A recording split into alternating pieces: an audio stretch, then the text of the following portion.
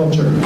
Yeah, but I think you get to the point where you have to push and you have to advocate, and we have to start. I think we have to go into that world and make a splash in that world. So we have to start recognizing research papers that are written in Pidgin as legitimate. We have to start recognizing that kind of thing. I dealt with that myself when I wrote my dissertation in Hawaiian. I didn't get any blowback on that. I actually got support. But later, when I tried to apply for full professor, many years later, in fact, just recently, after 2007, I wrote a lot of articles in the newspaper in Hawaiian, and I tried to use those as part of my research thing. And TPRC, if anyone knows what TPRC is, basically said no, because you're not having those reviewed by anybody, any scholars in the field and whatnot, and yet they didn't realize that Kekeha had reviewed most of them. Which is legitimate, because who else can do that? On top of which, because it's an article in the newspaper, you got to put it out now. You can't just write it and then rewrite it and think about it for a while and maybe a year from now publish it. That doesn't work like that. So you got to put it out. So finally, just to make the long story short, the university didn't realize that in their own policies and procedures, they had allowed for that writing in Hawaiian, and it is a legitimate form of scholarship. So in a way, what we got to do is we got to push the issue. Yeah, we got to. There's departments in the university who haven't got the memo yet, but a number of them have. And so the more people that do it, the more legitimacy we get. I mean, we get actual legitimacy, not just, what do you call that? Legal legitimacy. We also get, trying to think of the word. Anyway, something that the university says recognizes as legitimate. Yeah. What's that? Institutional? Institutional, yeah, maybe that's a good word. Institutional legitimacy versus real legitimacy is that people actually respect it and think it's legitimate. So that's how I would respond to that. Let me read one, you respond. Okay. I had to read it. No. Mapopo ka waiwai o ka olelo pai ai makiao ana mai o ka olelo Hawaii maka iki e kahi e lua paha te peke ano ale oi hopa mai yeah meka e kela nina o mua yeah ke kai mo la ana.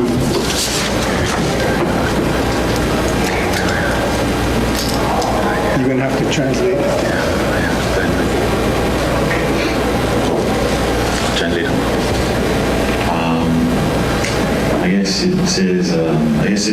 It's understand the importance of the Pidgin in teaching Hawaiian language in the first or second year.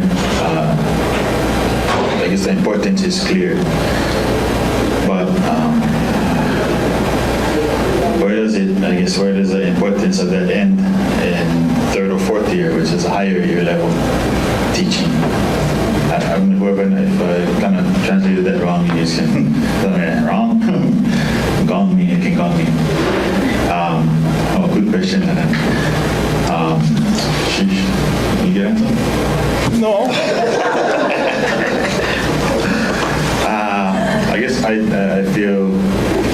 I guess the hard thing I don't know if anybody's taking third or fourth year, we usually are in the language more in the third or fourth year. So I think that's why the question is asked, is like, first or second year where you're not going on full immersion, unless you're teaching full immersion in Hawaiian, which is kind of like, I'll get back to this, but I just remember when my very first class I was teaching, I think that was 2007. Before 2007. Forget when, but first year as a lecturer. So my wife, she went to sit in the class. I forget if she was my wife. I don't think she was my wife back then, maybe. So she was just my side man. I just my girlfriend. I just played. No tell her, right? I just played. My girlfriend at the time. So she said, she like sit in my class. So yeah, come sit in the class. Okay. So after the first day, right after the class, she told me, hey, why are you speaking pidgin for? Then I'm like, oh, that's what I was going to use, Japanese. I don't know Japanese. So I thought that was an interesting question at the time, but I was teaching a 101 class. And she told me that question. I was like, what else? And then the other thing I thought, I'm going to speak, Hawaiian, just go full on immersion. And I didn't think I was going to do that kind of teaching at the time. But it's changed over the years, of course. But yeah, so like, what else language I was going to use? I guess she was thinking I was just going to use English. That's all. And probably at the time, I'm coming up here to UH. It was really interesting because, when we come in from high school time, although I don't speak pidgin, we never know what's legitimate, you know what I mean, at the time.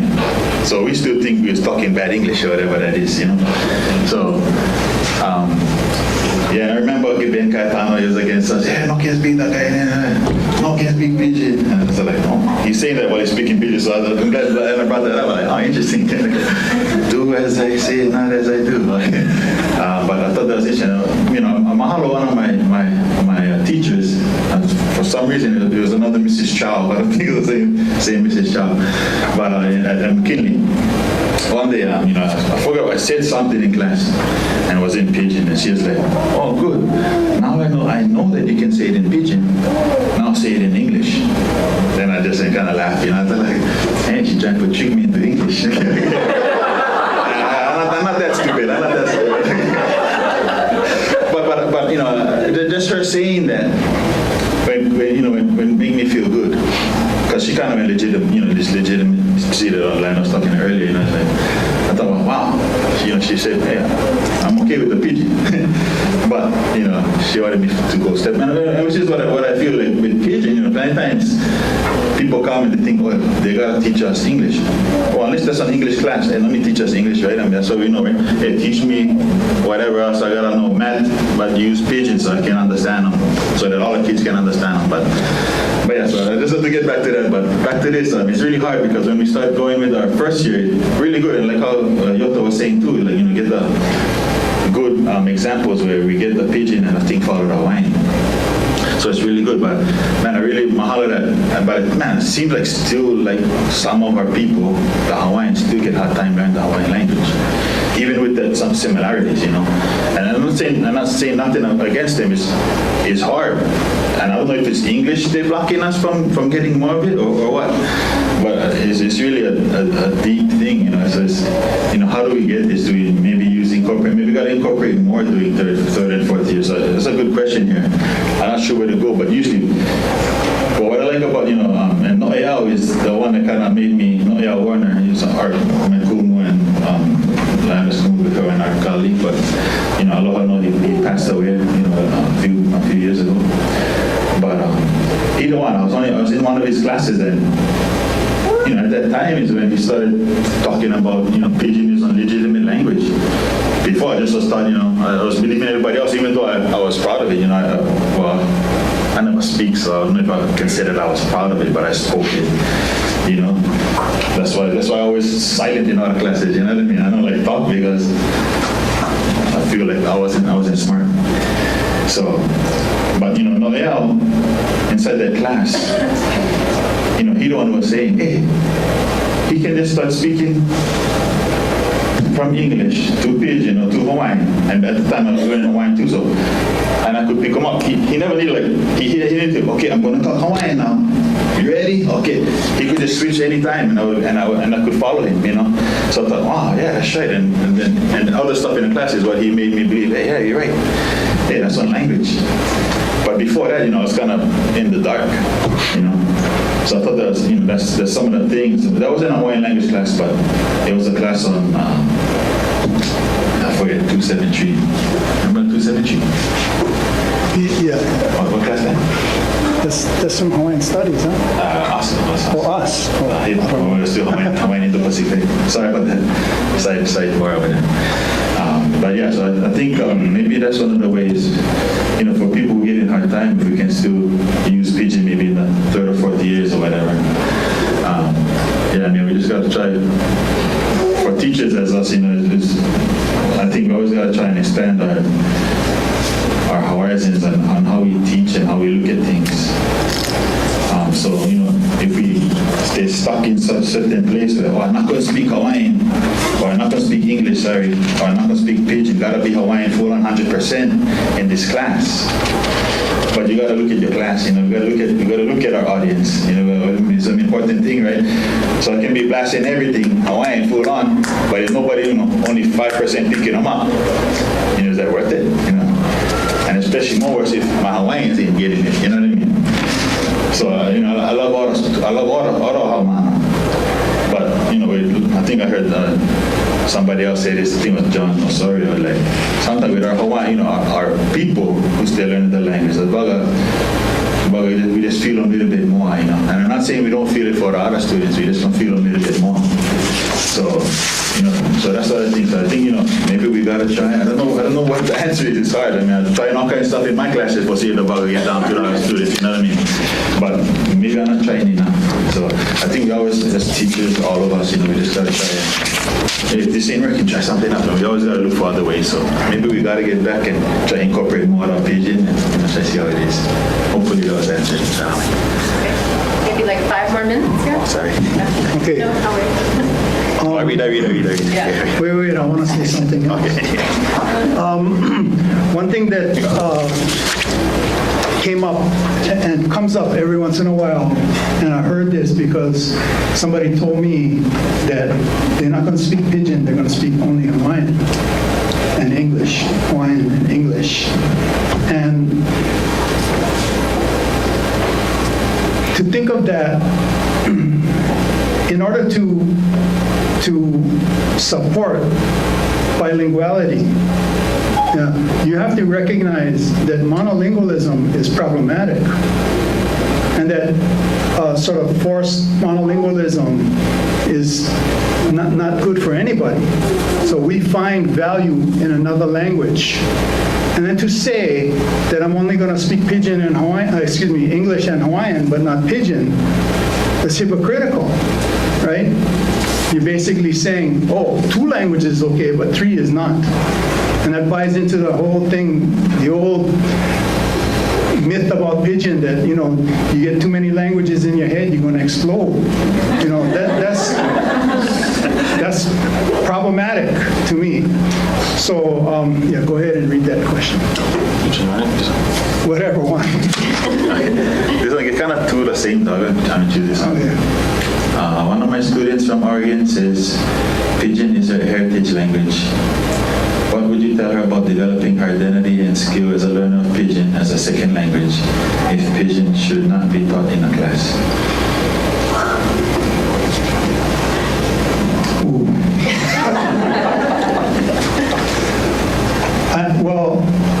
I don't think those things are mutually exclusive. That's the right term. I mean, I think you can develop your Pidgin even though it's not taught in a class. My position is that if it's taught in a class, you basically corral the Pidgin and you don't allow it to breathe or live. You know, that's, to me, I don't see any value in that. And on top of that, you set it up so that whoever the power brokers are will come in and, you know, broker that for you. Again, I don't see value to that. So developing the Pidgin, you know, to me, I think just talking to other people and using Pidgin, taking Pidgin into domains that it's previously been excluded from.